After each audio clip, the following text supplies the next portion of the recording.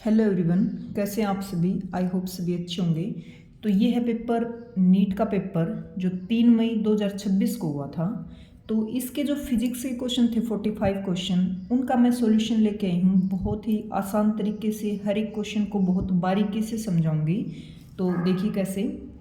First question है, a 100 turn closely wooded circular coil of radius 5 centimetre has a magnetic field. देखो radius दे रखी है, circular coil है कोई जिसकी 100 टन ले रखी है, उसका रेडियस दे रखा है, मैग्नेटिक फील्ड दे रखा है। Its centre the current flowing through the coil, और कॉइल के अंदर करंट फ्लो कर रहा है भाई। The magnitude of magnetic moment of this coil are respect. इसने बोला कि करंट की वैल्यू निकालो और मैग्नेटिक मोमेंट दोनों की वैल्यू निकालनी है, और न्यू नोट की वैल्यू दे भी रखी है, और ये कांस्टेंट होता है जिसकी वैल्यू सभी को याद भी होनी चाहिए। तो देखिए कैसे। ये क्वेश्चन मुझे लगता है नेट में भी बहुत बार आता है, और कोई टीचिंग एग्जाम हो उसमें भी कोई सर्कुलर कॉइल है जिसमें करंट है तो मैग्नेटिक फील्ड पूछा जाता है सेंटर पे। यहाँ मैग्नेटिक फील्ड दे के करंट पूछा है, थोड़ा सा उसी फॉर्मूले का, उसी फॉर्मूला वही यूज होगा। तो देखिए कैसे, ये वाला इसमें नीट में भी डाल रखा है। फर्स्ट क्वेश्चन, क्या क्या चीज़ें गिवन है पहले वो देख लो। नंबर ऑफ टर्न दे रखी है 100, रेडियस दे रखी है 5 सेंटीमीटर, जिसको मीटर में कन्वर्ट करोगे 0.5 मीटर मिलेगा। ठीक है। यहाँ पे बी की वैल्यू दे रखी है, बी की वैल्यू कितनी दे रखी है 3.14 10⁻³ टेस्ला। आई पूछा हमसे कितना होगा, और मैग्नेटिक मोमेंट मतलब एम की वैल्यू पूछी है। ठीक है। तो बिल्कुल डायरेक्ट फॉर्मूला बेस्ड क्वेश्चन है। जब कोई भी सर्कुलर कॉइल है जैसे ये बड़ी, इसके अंदर अगर करंट है तो सीधी सी बात है कि करंट कैरिंग कॉइल कोई भी होती है उसके चारों तरफ क्या बनता है, मैग्नेटिक फील्ड। तो यहाँ सेंटर है जिसका रेडियस दे रखा आर। इस सेंटर के ऊपर जो मैग्नेटिक फील्ड होता है ना, उसका डायरेक्ट फॉर्मूला है 12th क्लास की बुक में जो मैग्नेटिक फील्ड वाला चैप्टर है, क्या होता है direct formula, new note NI/2R। ये बड़ा इंपॉर्टेंट फॉर्मूला है। मैं बता रही हूँ टीचिंग एग्जाम जो नेट वाले एग्जाम होते हैं ना, उसमें भी डालते हैं, नीट में भी डाल रखा है, जेई मेंस में मिलेंगे। तो ये वाला फॉर्मूला बिल्कुल अपना याद कर लो, चाहिए डायरेक्ट फॉर्मूला बेस्ड क्वेश्चन है। अब में सब कुछ गिवन है, करंट की वैल्यू पूछिए तो करंट का फॉर्मूला बनाओ। यहाँ से क्या बनेगा देखो, I = ये इधर चला जाएगा, B × 2R और divided by mu naught M. सब कुछ वैल्यू गिवन है, अपने को पुट करनी। बी की वैल्यू कितनी दे रखी है 3.14 10⁻³ 2, और आर की value 0.05 divided by mu note की वैल्यू गिवन भी है और सभी को याद भी होनी चाहिए 4π10⁻⁻7 होती है, और एन की वैल्यू 100 गिवन है। बस इसको सोल्व कर लो, इससे डायरेक्ट कैंसिल हो गया। और यहाँ से देखो 2 से इसको काट दो तो यहाँ बच गया ऊपर 5 और नीचे 2 है।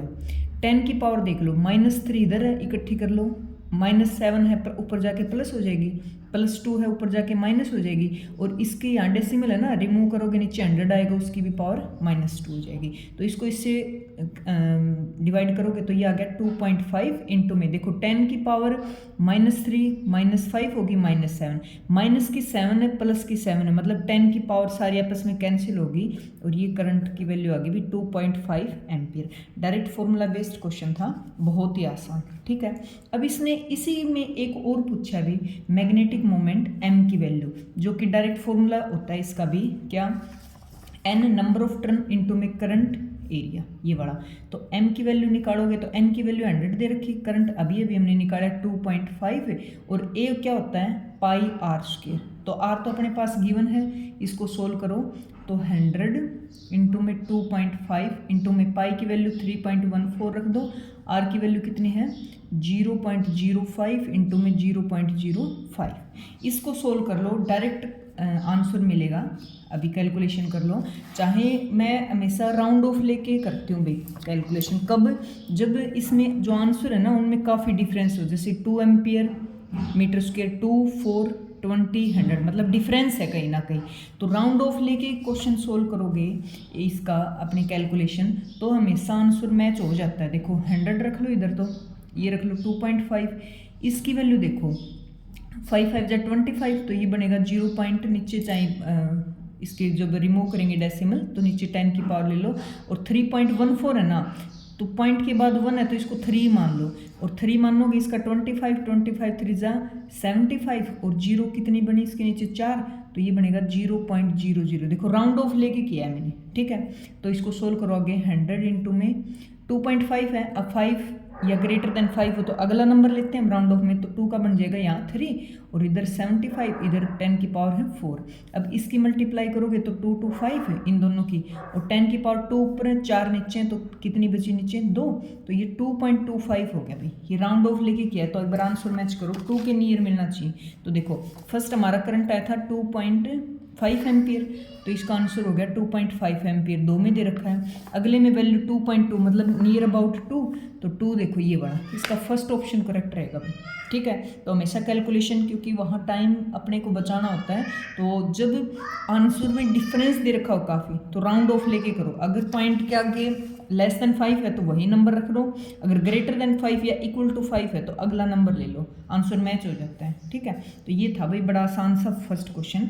अब सेकंड क्वेश्चन की तरफ मूव करते हैं। देखो मैच ऑफ द फॉलोइंग है, 12th क्लास में चैप्टर है जो अपने पास, उसी में से कंसेप्ट उठा रखे हैं। देखो E is equal to H nu. H nu क्या होती है, फोटो इलेक्ट्रिक इफेक्ट पढ़ते हो, वहाँ पे फोटोन डालोगे जो कि पैकेज ऑफ लाइट की फॉर्म में होता है। तो E is equal to H nu क्या होता है, एनर्जी होती है फोटोन की, तो कौन सी के साथ मैच होगा, एनर्जी ऑफ फोटोन, डायरेक्ट दे रखी है, ठीक है। अच्छा डिफ्रैक्शन एंड इंटरफेरेंस क्या होता है, ये बताते हैं कि वेव के ड्यूल नेचर होते हैं। पूरा चैप्टर 12th क्लास में ड्यूल नेचर ऑफ रेडिएशन, तो लाइट के 2 नेचर होते हैं, पार्टिकल नेचर भी और वेव नेचर भी। कहीं कहीं पार्टिकल नेचर शो होता है, कहीं कहीं वेव नेचर। तो पार्टिकल नेचर कहाँ का आता है, फोटो इलेक्ट्रिक इफेक्ट में, कॉम्पटन इफेक्ट में, ब्लैक बॉडी रेडिएशन में, और वेव नेचर कहाँ होता है, डिफ्रैक्शन में, इंटरफेरेंस में, पोलराइजेशन में। तो ये क्या है, ये शो कर रहे हैं वेव नेचर ऑफ लाइट, किस में है, इसके साथ, ये इसके साथ मैच होगा। ये किसकी एनर्जी थी, एनर्जी ऑफ फोटोन थी। अगला lambda is equal to H by P, lambda wavelength है, एच प्लांक कांस्टेंट है, पी मोमेंटम है, तो ये क्या है, डी ब्रोगली वेवलेंथ है, डायरेक्ट फॉर्मूला है। कॉम्पटन इफेक्ट मैंने अभी भी बोला, photoelectric effect, Compton effect, black body radiation, ये क्या शो करती हैं, पार्टिकल नेचर। तो दोनों ही डाल रखे हैं, पार्टिकल नेचर भी, वेव नेचर भी। तो ये तो डेफिनेशन से ही उठा रखा है अभी डायरेक्ट, इसका आंसर बहुत ही आसान था ये तो क्वेश्चन। अगला देखो, करंट आई है सर्किट में और 4 इसमें डायोड लगा रखे हैं भी, 4 रेजिस्टेंस हैं, एक बाहर एक्सटर्नल बैटरी लगा रखी 10 वोल्ट की, जिसका पॉजिटिव इधर है नेगेटिव इधर है, मतलब करंट कहाँ, ये डायरेक्शन दिखा रखी है करंट की, high potential to low potential. तो देखो कंसेप्ट बस एक ही काम करता है पूरा इस पे, क्या, थर्ड क्वेश्चन देखो, जो डायोड होते हैं ना, डायोड जैसे ये वाले, तो इधर पॉजिटिव लेते हैं हम, इधर नेगेटिव, तो ये फॉरवर्ड और रिवर्स दोनों कब होते हैं, जब पॉजिटिव बैटरी हो नीचे, वो इस डायोड के पॉजिटिव से कनेक्ट हो तो ये फॉरवर्ड बायस होता है। अगर पॉजिटिव टर्मिनल इसके नेगेटिव से इधर से कनेक्ट हो, इधर पॉजिटिव हो इधर नेगेटिव, ये जो बड़ा होता है ना, बड़ा टर्मिनल ही पॉजिटिव होता है, छोटे वाला नेगेटिव। अब पॉजिटिव इसके नेगेटिव से, नेगेटिव पॉजिटिव से अपोजिट में कनेक्ट हो, तो ये हमेशा रिवर्स बायस काम करता है। जब फॉरवर्ड बायस होता है तो इसके अंदर से करंट पास होता है, और जब ये रिवर्स बायस होता है तो करंट को ब्लॉक कर देता है, करंट मिलता ही नहीं। बस ये कंडीशन ध्यान रखो भाई, फॉरवर्ड बायस होगा तो करंट मिलेगा, रिवर्स बायस होगा तो करंट नहीं मिलेगा। फॉरवर्ड बायस होता है पॉजिटिव टर्मिनल पॉजिटिव से कनेक्ट हो, नेगेटिव बैटरी का टर्मिनल नेगेटिव इसके कनेक्ट हो, ठीक है। तो देखिए कैसे चेक करते हैं एक बार, यहाँ से देखो पॉजिटिव टर्मिनल बैटरी का पॉजिटिव से कनेक्ट है, मतलब ये फॉरवर्ड बायस है, ये रिवर्स बायस है, ये फिर अगेन फॉरवर्ड बायस है, तो ये रिवर्स बायस है, ये पॉजिटिव नेगेटिव से कनेक्ट है, मतलब 2 रिवर्स है तो ये तो करंट देंगे नहीं, सिर्फ 2 ऑपरेट करेंगे यहाँ पे, 2 की वजह से हमें करंट मिलेगा। और करंट की वैल्यू पूछ रखी है इसने, तो करंट की वैल्यू निकालनी है हमें सिंपल। तो देखिए कैसे, अपने पास ऊपर वाला डायोड काम कर रहा है जिसका 4 ओम रेजिस्टेंस है, और नीचे वाला डायोड काम कर रहा है जिसका कितना रेजिस्टेंस है, 2 ओम, ठीक है। दोनों ऐसे पैरेलल में कनेक्ट हैं, तो हमें आर इक्विवेलेंट रेजिस्टेंस निकालना है। तो कैसे, आर का फॉर्मूला जब पैरेलल में कनेक्ट हो तो फॉर्मूला होता है 1/R1 + 1/R2, ऐसे कनेक्ट करते हैं, एलसीएम लेते हैं R1 R2, तो ये R1 + R2 बनता है, किसके इक्वल 1/RP। तो आर इक्विवेलेंट का फॉर्मूला क्या हो जाता है, उसको उल्टा कर दो, उल्टा करो रिवर्स से, R1 R2 divided by R1 + R2, formula put कर दो, 2 रेजिस्टेंस हैं, तो आर इक्विवेलेंट की वैल्यू आ जाएगी 4 × 2 डिवाइडेड बाई 4 + 2, ये 4 2 जा 8 और 6, तो इसकी वैल्यू इसको काट दो, 2 पे कटेगा 4/3 ओम्स, इतना ही रख लो। निकालना क्या है हमें, करंट। करंट का फॉर्मूला अकॉर्डिंग टू ओमला, ओमला क्या होता है, V = IR, तो यहाँ से I = क्या बन जाएगा, V/R, V अगले ने दे रखा है 10 और इसका हमारा 4/3, तो 3 चला जाएगा ऊपर और 4 इसको काट दो 5 पे 2 पे 5 3 जा 15/2। तो पॉइंट में भी निकाल सकते हैं बट आंसर यही मैच हो गया भाई, यही इतना ही दे रखा, मतलब फ्रैक्शन नंबर में दे रखा ये रहा 15/2 एम्पीयर। तो ये इसका करेक्ट आंसर है। ठीक है, आसान सा क्वेश्चन था ये भी, सिर्फ कंसेप्ट बेस्ड क्वेश्चन थे। अगला देखो क्वेश्चन नंबर 4। देखो ये भी बहुत आसान छोटा सा क्वेश्चन है, बिल्कुल चंद आधा मिनट का लगा लो। स्पीड ऑफ लाइट वैक्यूम में दे रखी 1 यूनिटी। ये कह रहा है देखो वैक्यूम में कितनी होती है स्पीड ऑफ लाइट 3 × 10⁸ मीटर पर सेकंड। बट अगले ने 1 यूनिटी दी तो 1 ही लेके चलेंगे हम। कैसे, जैसे मैं यहाँ लिख लेती हूँ साथ साथ, स्पीड गिवन है कितनी 1 यूनिट।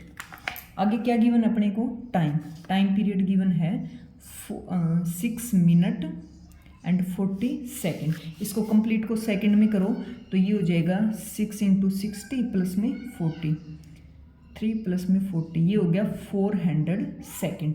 ये तो सिर्फ 2 लाइन जो गिवन वो मैंने लिखी। फिर आगे देखो क्या कर रहा है, distance between the sun and earth. ये करे डिस्टेंस निकालो, स्पीड टाइम दे रखा डिस्टेंस निकालो। तो ये जो कंपटीशन एग्जाम होते हैं स्पीड का फॉर्मूला वहाँ भी डायरेक्ट मैथ का क्वेश्चन में यूज होता है। भाई स्पीड क्या होती है, distance divided by time. Main formula तो यही होता है। ठीक है, मैथ में जो स्पीड डिस्टेंस वाला चैप्टर पढ़ते हैं। अब अगले ने डिस्टेंस पूछा तो डिस्टेंस क्या हो जाएगा, स्पीड इनटू में टाइम। स्पीड कितनी गिवन है 1 लो, टाइम कितना गिवन है 400 सेकेंड। तो डिस्टेंस आगे भी 400 मीटर। देख लो बिल्कुल आधा मिनट से भी कम का क्वेश्चन था। ठीक है, तो ये कौन सा आंसर इसके साथ मैच होगा, ये बड़ा। अगला बिल्कुल कंसेप्ट बेस्ड क्वेश्चन है, छोटा सा है, बस थोड़ा सा सोचने की जरूरत थी। क्या पूछा इसने, ये कह रहा है भाई कोई बॉल है उसको अपवर्ड वर्टिकली अपवर्ड फेंका जाता है, फिर वो नीचे आएगी। अब ऊपर जा रही नीचे आएगी तो वेलोसिटी टाइम ग्राफ बताना था। पहले मैं समझा देती हूँ फिर मैच करेंगे। देखो क्वेश्चन नंबर 5 है।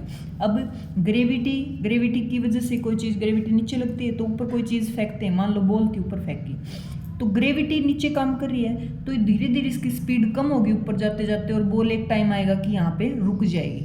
फिर वो क्या करेगी, फिर फास्ट नीचे आएगी, नीचे ज़मीन पे गिरेगी। तो पहले वेलोसिटी जब वो अपवर्ड गई, जब बॉल अपवर्ड जा रही है तो वेलोसिटी क्या हुई, धीरे धीरे जाके फिर डाउन होती गई। फिर एक टाइम आएगा वो रुक जाएगी, रेस्ट पे हो जाएगी वेलोसिटी। तो पहले वेलोसिटी क्या हुई, पॉजिटिव थी, ऊपर की तरफ पॉजिटिव है। अब क्योंकि वेलोसिटी क्या है, स्केलर ना होके सॉरी वेक्टर क्वांटिटी भी, और वेक्टर क्वांटिटी क्या होती है, जिसकी प्रॉपर डायरेक्शन होती है। अगर वेलोसिटी ऊपर की तरफ बॉल गई तो पॉजिटिव वेलोसिटी ले रहे हैं हम, तो जब बॉल नीचे की तरफ आएगी तो जो वेलोसिटी होगी वो क्या होगी, नेगेटिव हो जाएगी भी, नेगेटिव वेलोसिटी, नेगेटिव। ठीक है, तो ग्राफ कैसे आया, हमें बनाना है इधर वेलोसिटी टाइम ग्राफ। तो पहले क्या हुआ, पॉजिटिव थी तो कोई पॉजिटिव थी बट वेलोसिटी क्योंकि ग्रेविटी नीचे की तरफ काम कर रही है तो वेलोसिटी बढ़ रही है घटेगी। वेलोसिटी से किसी वेलोसिटी से हमने बॉल को फेंका तो उसकी स्पीड डाउन हो रही है क्योंकि नीचे जी काम कर रहा है, उसको धीरे धीरे उसकी स्पीड को कम कर रहा है। तो सीधी सी बात है वेलोसिटी हुई डाउन और एक टाइम आया हाईएस्ट पॉइंट पे जाके वेलोसिटी हो जाएगी 0। देखो यहाँ पे वेलोसिटी की रीडिंग कितनी है, टाइम के साथ 0। अब क्या हुआ, वापस आएगी तो वेलोसिटी अपोजिट डायरेक्शन में नेगेटिव हो जाएगी। नेगेटिव वेलोसिटी का ग्राफ कहाँ होता है, नीचे की तरफ। तो ये इसका करेक्ट आंसर रहेगा। भाई मैच कर लो किसके साथ, ये बड़ा। वेलोसिटी धीरे धीरे डाउन हुई, एक पॉइंट पे आके 0 होगी, फिर नेगेटिव में। तो ये इसका करेक्ट आंसर रहेगा। नेक्स्ट देखो क्वेश्चन नंबर 6। एक वर्नियर कैलिपर है। वर्नियर कैलिपर क्या होता है, जो मतलब छोटी से छोटी लेंथ को बिल्कुल एक्यूरेट मेजर करता है। लैब में देखा होगा वर्नियर कैलिपर होता है, स्क्रू गेज होता है। तो जैसे कि वायर है उसका डायमीटर मेजर करना, इस तरह के मतलब छोटी छोटी कॉइन है उसकी थिकनेस को मेजर करना, तो वर्नियर कैलिपर यूज़ किया जाता है। तो इसमें कुछ 2 चीज़ें गिवन हैं। क्या क्या गिवन है, इधर लिख लेते हैं। देखो 20 VSD कोइंसाइड कर रहा है 16 MSD पे, तो मैं लिख लेती हूँ 20 VSD किसके इक्वल दे रखा है, 16 MSD की। VSD क्या होता है, वर्नियर स्केल डिवीजन, और MSD क्या होता है, मेन स्केल डिवीजन, जिसकी जो मेन रीडिंग देते हैं। ठीक है, एक और चीज़ गिवन अभी, क्या, जो ईच डिवीजन की लेंथ है ना MSD की, वो 1 मिलीमीटर दे रखी है। और हमें क्या निकालना है, लिस्ट काउंट वर्नियर कैलिपर की। लिस्ट काउंट क्या होता है, लिस्ट काउंट का तो डायरेक्ट फॉर्मूला MSD से VSD माइनस कर दो। तो एक चीज़, 2 चीज़ें गिवन है, एक और दे रखी है 1 MSD की वैल्यू 1 मिलीमीटर। ये वाली दोनों चीज़ें तो अपने क्वेश्चन में गिवन है। ठीक है। हमें निकालनी क्या है, हमें निकालनी है लिस्ट काउंट। पहले जो निकालनी है उसको भी लिख लेते हैं, जिसका फॉर्मूला होता है जो MSD होता है उसमें से VSD माइनस कर दो। ठीक है, तो MSD की तो ये दोनों अलग अलग यूनिट में दे रखा है, सेम यूनिट में चेंज करो इनको। तो देखो यहाँ से 1 VSD की वैल्यू निकाल लो। 1 VSD कैसे निकालेंगे, 20 इधर चला जाएगा तो 16/20 MSD। इसको इससे डिवाइड करोगे तो लगभग कितना आया, देखो 20 को 16 से इससे डिवाइड करोगे 0 पॉइंट में आएगा ना, 0.2 तक ले लो 2 MSD। और 1 MSD की वैल्यू mm दे रखी, तो इसको मैं mm लिख सकती हूँ सीधा ही लिख सकती हूँ, क्योंकि MSD की जगह mm दे रखा है, तो इसका आंसर आ गया 0.2, इसकी जगह mm लिख दिया मैंने। अब वैल्यू पुट कर दो, देखो 1 MSD की वैल्यू कितनी है, या इस वाले लिस्ट काउंट में लिस्ट काउंट कितनी, 1 MSD की वैल्यू दे रखी 1, और 1 VSD की हमने निकाली वैल्यू 0.2, तो 0.2 आएगी क्या, देखो एक बार डिवाइड करो, मुझे डाउट लग रहा है। 20 से इसको माइनस करोगे तो 160, 0.8 आएगी भाई, 0.8। तो इसमें से इसको माइनस करोगे 0.2 mm। ठीक है, अब जो आंसर गिवन है वो सेंटीमीटर में गिवन है, तो इसको सेंटीमीटर में लिस्ट काउंट कितनी आ गई 0.2, और सेंटीमीटर में कन्वर्ट करोगे तो 10 से डिवाइड कर दो, ये आ गया 0.02 सेंटीमीटर। पता ही होगा सेंटीमीटर में कैसे करते हैं काउंट, कन्वर्ट कैसे करते हैं। देखो 1 मीटर में कितने होते हैं, 1000 मिलीमीटर। ठीक है, और 1 सेंटीमीटर में कितने होते हैं, 1/100 मीटर। इसको मैं मिलीमीटर में लेके जाऊंगी तो 1/100 है, और इसको 1000 से मल्टीप्लाई कर दो तो ये आ गया 10 मीटर। तो 1 सेंटीमीटर में 10 मिलीमीटर होंगे, तो 1 मिलीमीटर में कितना हो जाएगा, 10 इसके नीचे चला जाएगा, 1/10 सेंटीमीटर, वही हमने यूज़ किया बस। ठीक है, तो ये तो पता ही होगा, बेसिक चीज़ें होती हैं जब तैयारी कर रहे हो कंपटीशन एग्जाम की, तो ये छोटी मोटी चीज़ तो पता ही है। दोबारा सुन लो एक बार, 2 चीज़ें गिवन हैं। 20 VSD की वैल्यू है 16 MSD। MSD का फॉर्मूला फुल फॉर्म मैं बता चुकी, मेन स्केल डिवीजन होता है, और VSD वर्नियर स्केल डिवीजन होता है। एक वैल्यू ये गिवन है, लिस्ट काउंट निकालने है तो इसमें से माइनस करो। माइनस कब होता है, जब दोनों यूनिट सेम हो। सेंटीमीटर में से सेंटीमीटर माइनस होता है, मीटर में से मीटर होता है, मिलीमीटर में से क्या होगा, मिलीमीटर होगा। तो यहाँ से देखो MSD इसकी तो वैल्यू गिवन है डायरेक्ट, बस ये निकालने है। तो 1 की वैल्यू के लिए यहाँ 20 की दे रखी है, तो 1 की बड़ी आसानी से निकाल लेंगे हम, जस्ट हमने माइनस किया और हमारा आंसर मैच हो गया अभी 0.02 सेंटीमीटर। एक बार दिखा देती हूँ क्वेश्चन कहाँ गई रहा, 0.02 सेंटीमीटर, ये आंसर करेक्ट है। ठीक है, तो ये हो गया इसके 6 क्वेश्चन कंप्लीट। नेक्स्ट देखो 7th क्वेश्चन में देखो रेजिस्टेंस, कैपेसिटर और इंडक्टर तीनों की वैल्यू दे रखी है, और रेजोनेंस फ्रीक्वेंसी की पूछी। डायरेक्ट फॉर्मूला बेस्ड क्वेश्चन है 12th क्लास से, रेजोनेंस फ्रीक्वेंसी की LCR सर्किट में जो पढ़ते हैं ना वहाँ से। तो देखो फॉर्मूला बेस्ड क्वेश्चन कैसे है 7। इसमें अपने को R की वैल्यू दे रखी है जिसका फॉर्मूले में यूज ही नहीं होगा, फिर भी दे दिए अगले ने, कोई बात नहीं। ठीक है, L की वैल्यू कितनी दे रखी है 1 मिली हेनरी, तो इसको मिली को कन्वर्ट करो 10⁻³ हेनरी। C की वैल्यू दे रखी है 0.1 माइक्रो फेराड, तो 0.1 माइक्रो की वैल्यू होती है -6 फेराड। ये यूनिट पक्का याद रखनी होती है भी, मिली हम तो इनको कन्वर्ट कर देते हैं ना, नैनो में, माइक्रो में, इनकी वैल्यू पुट करनी होती है। तो जो रेजोनेंस फ्रीक्वेंसी की वैल्यू होती है, resonance frequency direct formula based question frequency का 1/2π√LC। ठीक है, तो LC को मल्टीप्लाई करो, L की वैल्यू 10⁻³ और इसकी है 0.1 10⁻⁻6। तो इसमें देखो 10 की पावर कितनी बन गई, 6 और 3 9, और इसके नीचे करोगे वो भी ऊपर जाके माइनस हो जाएगा 10⁻⁻6। तो हमें √LC की वैल्यू निकालोगे तो ये आ गई 10⁻⁵। तो F वाले में फॉर्मूले में पुट करो, 1/2π की वैल्यू कितनी 1.34, और इसकी वैल्यू निकाली हमने 10⁻⁵। ठीक है, तो देखो फिर से मैं वही बात बोल रही हूँ कि राउंड ऑफ लेके सोल्व करोगे तो भी चीज़ें आसान रहती हैं। जैसे मैं एक बार राउंड ऑफ लेके करती हूँ, 2 तो कोई फ़र्क नहीं पड़ता, 3.1 है, 1 इज़ लेस देन 5, तो इसको हम 3 ले लेंगे, 10⁵ ऊपर चल गई, तो ये बन गया 1/3 2 = 6, और ऊपर 10 ले लो और 10⁴ ले लो, इनको सेपरेट कर दिया ताकि हम डिवाइड कर सकें। तो इसको माइनस करोगे 6 1 = 6, 4 बच गया, 6 = 36, और 10⁴, तो ये बन गया 16, और 10⁻³ बचेंगे तो उसको किलो में लिखेंगे, तो 16 किलो। एक बार आंसर दिखा देती हूँ इसका 7th क्वेश्चन। 16, ये रहा 15.9 और 16 में तो कोई फ़र्क नहीं है, तो ये इसका करेक्ट आंसर है। ये तो कब हुआ, जब मैंने बताया शॉर्टकट किस तरह से हम राउंड ऑफ लेके सोल्व करें। आप इसको मल्टीप्लाई करोगे एक्यूरेट, और इसको जब किलो में ही करोगे तो 10⁻³ अलग कर लो, 100 ऊपर अलग कर लो, डिवाइड करोगे बिल्कुल एग्जैक्ट आंसर मैच होता है भाई, 15.9 किलो हर्ट्ज फ्रीक्वेंसी की यूनिट। ठीक है, बाकी मैं बता रही हूँ भाई राउंड ऑफ लेके करोगे चीज़ें आसान रहते हैं। तो ये हो गया 7th क्वेश्चन कंप्लीट। अब 8th क्वेश्चन देखो। 8th क्वेश्चन बिल्कुल फॉर्मूला बेस्ड आसान सा क्वेश्चन दे रखा है, बता देती हूँ मैं क्या है। एक वायर है भाई, ये वाली लॉन्ग स्ट्रेट वायर है सॉलिड, तो ये वायर मोटी वायर है ये वाली, और ये कंप्लीट वायर जैसे कि ये पेन है अंदर से भरा हो, तो ये बीच में क्या है, पूरी वायर के अंदर यूनिफॉर्मली करंट डिस्ट्रीब्यूट है। तो जब वायर के बिल्कुल सेंटर पॉइंट होता है कहीं, ये वाला जो सेंटर है उससे वायर तक आएंगे ना मोटाई तक, तो जो बी मैग्नेटिक फील्ड की वैल्यू वो कैसे चेंज होती है, और वायर से दूर जाएंगे तो मैग्नेटिक फील्ड की वैल्यू कैसे चेंज होती है। दोनों में इनमें डिफरेंस है, बार समझाने के लिए मैं बताऊँ।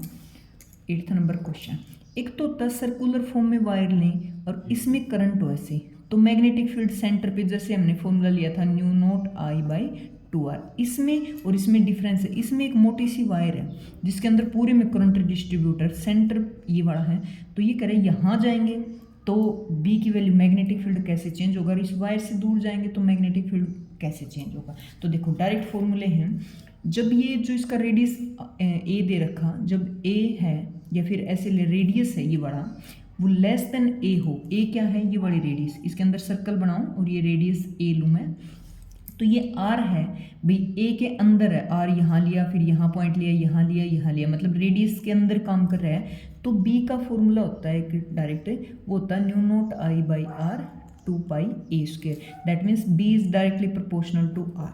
इसका मतलब क्या हुआ, आर बढ़ेगा रेडियस तक, ये सर्कल है ऐसे ऐसे, तो बी की वैल्यू इंक्रीज होती जाएगी। यहाँ 0 है, जहाँ आर 0 ना वहाँ बी की वैल्यू भी 0 यहाँ, फिर बी की वैल्यू मैग्नेटिक फील्ड की बढ़ती जाती है। और डायरेक्टली का ग्राफ कैसे आता है, स्ट्रेट लाइन आता है जो ओरिजिन से पास होता है ऐसे। तो इतना तो ग्राफ हमें मिल चुका है। अब बात करें आउटसाइड की, तो जब ये आर की वैल्यू ग्रेटर देन है ए, इसका रेडियस से बाहर चला जाएगा आर, तो बी का जो फॉर्मूला होता है वो होता है μ0I/2πr, मतलब B is inversely proportional to I हो गया। इनवर्सली प्रोपोर्शनल का ग्राफ कैसे होता है, ऐसे। ठीक है, तो अब दोनों को कंबाइन कर दो बस, तो इसका जो ग्राफ बनेगा ऐसे जाएगा फिर ऐसे। ठीक है, यहाँ कौन है, अपना पूरा रेडियस पे रखा, तो डायरेक्ट फॉर्मूला बेस्ड क्वेश्चन था, उससे हम पहचान सकते थे। देखो ये थोड़ा टिल्टेड है, मतलब सर्कुलर है, हमें स्ट्रेट लाइन चाहिए डायरेक्टली का, तो ये आंसर करेक्ट है इसका। पहले डायरेक्टली प्रोपोर्शनल फिर इनवर्सली प्रोपोर्शनल, ये जब रेडियस के अंदर और ये बाहर है। ठीक है, आज का लास्ट क्वेश्चन है ये वाला। देखो इसमें एक स्क्वायर फॉर्म में ये दे रखी हुई वायर जिसका टोटल रेजिस्टेंस 4 ओम है। अब क्योंकि रेजिस्टेंस है वो लेंथ पे डिपेंड करता है, तो चारों की लेंथ इक्वल है तो रेजिस्टेंस भी चारों में इक्वल डिस्ट्रीब्यूट हो जाएगा, तो 1 ओम 1 ओम 1 ओम 1 ओम, चारों के पास 1 ओम बचेगा। ये 2 ओम दे रखा है, बाहर टोटल जो बैटरी वो 2 वोल्ट दे रखी है। इसने करंट की डायरेक्शन पूछी, current positive terminal to negative, मतलब ए से सी की तरफ करंट जाएगा। तो 2 पाथ हैं, हम ए डी सी पे जाएगा या ए बी सी की तरफ जाएगा। तो देखो कैसे, ये दोनों अपोजिट हैं और ये दोनों अपोजिट टर्मिनल हैं। देख तो कैसे, क्वेश्चन नंबर हो गई 9 का। देखो कैसे ऐसे स्क्वायर की फॉर्म में है, टोटल पहले वायर थी फिर स्क्वायर की फॉर्म में बना दिया, तो इसका 4 ओम रेजिस्टेंस है। अब resistance is directly proportional to length, अब चारों लेंथ इक्वल है, तो 1 ओम इसके हिस्से में है, 1 ओम इसके हिस्से में, 1 ओम इसके हिस्से में, 1 ओम इसके हिस्से में। ठीक है, तो यहाँ से अपने को ऐसे जोड़ रखा है बाहर बैटरी से, इधर ये ऐसे, ये 2 वोल्ट दे रखी है, तो करंट फ्लो करेगा ए बी सी डी है, तो ए टू सी ऐसे करंट जाएगा। तो ए से सी तक जाने के लिए वो ए से सी कौन सा पॉइंट था, सी ये भाई, ये डी है, तो वो या तो ए से बी या फिर सी, ए से बी और फिर सी जाए, या फिर ए से डी आए और फिर सी की तरफ जाए। तो देखो यहाँ से यहाँ जाते हैं तो भी 2 ओम रेजिस्टेंस है, यहाँ से यहाँ जाते हैं तो भी 2 ओम रेजिस्टेंस है, तो दोनों सेम है, कोई फर्क नहीं है इन चीज़ों में। ठीक है, अब देखो यहाँ से यहाँ गया इनिशियल पॉइंट और फाइनल सेम है, और यहाँ से यहाँ गया इनिशियल पॉइंट और फाइनल सेम है। जब इनिशियल पॉइंट और फाइनल सेम होते हैं ऐसे ऐसे, तो वो किस में माने जाते हैं, पैरेलल में माने जाते हैं। तो आर इक्विवेलेंट निकाल लो पैरेलल का, जो अभी मैंने फॉर्मूला बताया था। तो कितना ओम रेजिस्टेंस है इधर, 1 और इसका कितना ले लिया 2 क्रॉस 2 भी 2 हो गए, 1 और 1 2, और नीचे क्या होता है प्लस से, तो 2 2 जा 4 और ये 4 कट के कितना आ गया 1 ओम। ठीक है, हमें निकालना क्या है, हमें तो करंट निकालना। अकॉर्डिंग टू ओमला क्या होता है V/R, V की वैल्यू कितनी दे रखी है अपने को 2, और रेजिस्टेंस कितना निकला 1, तो ये आ गया 2 एम्पियर करंट। सीधा सीधा फॉर्मूला बेस्ड क्वेश्चन था। ठीक है, दोबारा समझो एक बार। पूरी वायर थी, 4 ओम रेजिस्टेंस है, उसको बना दिया स्क्वायर। स्क्वायर है तो सभी लेंथ बराबर है, तो सीधी सी बात उनको रेजिस्टेंस मिलेगा बराबर बराबर। तो 1 ओम 1 ओम 1 ओम 1 ओम। बाहर बैटरी है, करंट पूछा, करंट कहाँ से कहाँ जाएगा, A to C, high potential to low. तो A से C तक जाने के 2 पाथ हैं, ABC जाए ADC जाए, ये रहा। तो दोनों पे रेजिस्टेंस 1 ओम 1 ओम, 2 ओम है 2 ओम है। तो हमें जब इनिशियल और फाइनल ऐसे पाथ सेम हो, इनिशियल और फाइनल वहीं पहुंचे, तो किस में माने जाते हैं, पैरेलल में। तो ये वाली वायर और ये इसके पैरेलल है, पैरेलल तो इक्विवेलेंट रेजिस्टेंस निकाल लिया हमने, निकल गया। और करंट का फॉर्मूला आता है V/R, V दे रखी, R हमने निकाल लिया, तो 2 एम्पियर करंट आ गया इसका। तो ये देखो 2 एम्पियर करंट, ये रहा, ये इसका करेक्ट आंसर है। तो आज के लिए काफ़ी, अभी इतने 9 क्वेश्चन हो चुके अपने, हाँ 9 क्वेश्चन हो चुके, 45 हैं टोटल। तो 5 वीडियो में कंप्लीट कर लेंगे। कितना क्या समझ आया कमेंट करके ज़रूर बताएं। और जो फॉर्मूले इंपॉर्टेंट फॉर्मूले बेस्ड क्वेश्चन है सारे, तो फॉर्मूले लिख जरूर लें, अलग से नोट कर लिया करो, ताकि चीज़ें जो हैं स्थायी हो जाएं, पक्की हो जाएं। ठीक है, आगे के क्वेश्चन भी ऐसे ही बहुत, मतलब इतने आसान तरीके से समझाऊंगी हर चीज़, लगेगा ही नहीं कि नीट का पेपर है, मतलब इतना आसान लगने लगेगा। ठीक है, चीज़ों को ध्यान से करना, खुद प्रैक्टिस करके देखना। Thank you.